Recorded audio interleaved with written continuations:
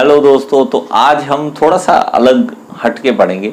ठीक है, वैसे मैं मैकेनिकल की वीडियोस बनाता हूँ, मैकेनिकल इंजीनियरिंग के बारे में पढ़ाता हूँ, लेकिन मैंने कहीं पे मैथ्स की बुक में ये पढ़ा था छोटे बच्चे की, और मुझे इंटरेस्टिंग लगा था, और मैं चाहता हूँ कि वो इंटरेस्टिंग चीज़ आपके साथ भी मैं शेयर करूँ।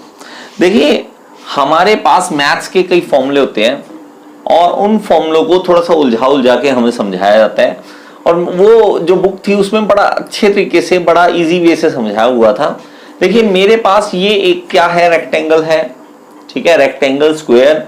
ठीक है, हमारे पास देखिए फॉर्मूले वैसे ही होते हैं। इसमें कोई डिफरेंस आपको पता होगा कि रेक्टेंगल में हमारे लेंथ और ब्रेड्थ अलग अलग होती है और स्क्वायर में एक जैसी होती है।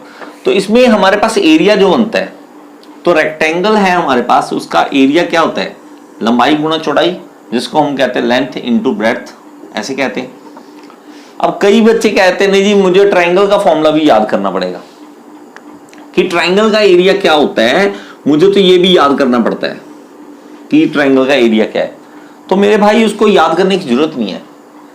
देखिए, मेरे पास एक खेत थे इस तरह का, कोई रेक्टेंगल शेप का था, और उनमें दो भाइयों में कोई लड़ाई होगी। वो कहते ना जी अलग अलग हो जाएंगे, खेत आधे आधे कर लो। उन्होंने बीच में से लाइन, यहां से लाइन खींचने की बजाय यहां खींच दी, समझ रहे हो। और ये क्या बन गया, रेक्टेंगल से क्या बन गया, ट्रायंगल। तो आधा कर देना मेरे भाई, इसको आधा कर दे बस। मैंने कोई फॉर्मूला याद किया है? ट्रायंगल का फॉर्मूला तो नहीं याद किया ना मैंने कि 1/2 आधार गुना लंब। मैं हिंदी में बोल रहा हूँ, ठीक है। और यहाँ 1/2 लेंथ इंटू ब्रेथ, हाफ किया। तो मैंने तो मेरे भाई खेतों को हाफ कर दिया, तो मेरे अपने आप फॉर्मूला निकल आया। दो हाफ कर दिया, हाफ उसको मिल गई जमीन, हो हाफ उसको मिल गई, तो मेरे पास ट्रायंगल का फॉर्मूला निकल आया एरिया का।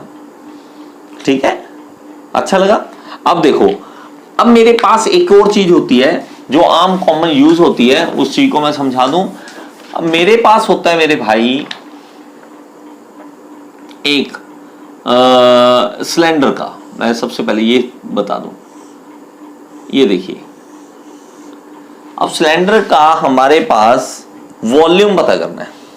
आपको कह दिया कि नहीं जी इसका वॉल्यूम बताओ कितना है, तो उन्होंने कैसे बुक में बताया, हमारे पास फॉर्मूला, हमें तो रट्टा मारना पड़ता है, पाई आर स्क्वायर एच, ऐसे हम याद करते हैं। उन्होंने कहा नहीं नहीं नहीं, कहता एक पेज लो, ले लिया। अब मेरे पास ये क्या है, इसकी हाइट, इसको हाइट मान ले चलो, जो मर्जी, length into breadth into height है ना, हाइट होते हैं। हम ऐसे कर दें, हम उसको हाइट मानते हैं, तीनों में कोई फर्क नहीं होता। हमारे पास वो क्या होती है, लंबाई है, बस उसका नाम रखा हुआ है। और ये क्या है, लेंथ है हमारे पास। अगर कहता है कि आप इसको ऐसे फोल्ड कर दो, ये क्या बन जाएगा मेरे भाई, क्या बन गया, ये एक सिलेंडर बन गया। अब इसकी जो एच थी, वो अभी एच ही है ना, हाइट तो चेंज नहीं हुई इसकी, एच की एच ही पड़ी है, एच पड़ी है ना, लेकिन लंबाई गोल हो गई। अब ये लीजिए, लंबाई ये ऐसे बन गई, और अब इसका जो एरिया है यहां का, एक चीज देखो कि ये गोल है, तो ये गोल का एरिया क्या होता है, pi r square, pi r square होता है ना, तो पाई आर स्क्वायर इसका गोला बन गया, और एच इसकी हाइट बन गई। मेरे पास क्या था, एक सिंपल पेपर था, उसकी हाइट ऐसे थी और एल ऐसे था, और मैंने क्या कहा था उसका, ठीक है, इसका मैंने फोल्ड कर दिया, और जो वो लेंथ थी घूम गई और उसने सर्कल की शेप ले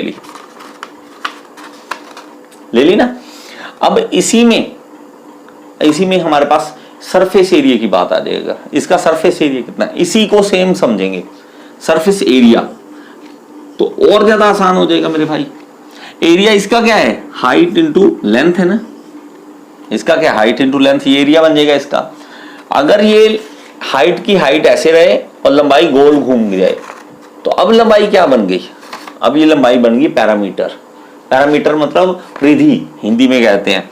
तो मेरे पास ये हाइट तो हाइट रहेगी, और लेंथ जो है 2πr बन गई, 2πr बन गई ना, तो 2πrh बन गया इसका फॉर्मूला, किसका, इसका सरफेस का एरिया। ये बड़ा आसान था, ठीक है। मैंने ना बुक में जब पढ़ा था, मुझे लगता है 3rd क्लास की किसी की बुक थी, 3rd 4th ऐसे ही कुछ था, ठीक है, छोटे से बच्चे की बुक थी, उसमें मैथ्स लैब लिखा हुआ था, मुझे बड़ा इंटरेस्ट आया। अगर आपको भी लगता है कि बच्चों की बुक्स में से मुझे मिल सकता है कुछ, वहां से उठाओ। ये मुझे मिला और मैंने आपके सामने रख दिया, ठीक है।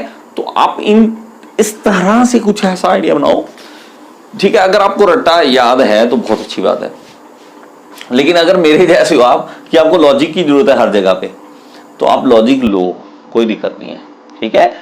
Thank you so much.